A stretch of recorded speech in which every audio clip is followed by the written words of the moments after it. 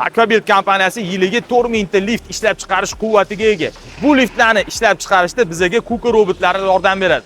Germaniyada ishlab chiqarilgan bu robotlar ishlarimizni oson qiladi, ya'ni liftning eshiklarini sifatli va aniq qilib ishlab chiqarishga katta yordam beradi.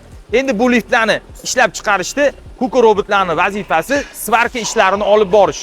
Svarka ishlarini olib borgandan keyin liftlarni eshiklarini taxlab ham beradi. Lekin bu liftlarning eshiklarini biz sinov laboratoriyasidan o'tkazishimiz kerak bo'ladi. Liftlarimizning eshiklarini robotlarimiz tayyorlab bergandan keyin biz ularni test qilamiz.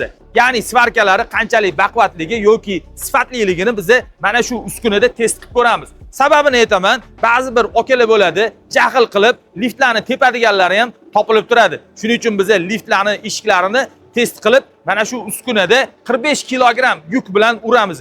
Agar svarka joylari ko'chib ketmaydigan bo'lsa, demak bu lift sifat nazoratidan o'tgan hisoblanadi.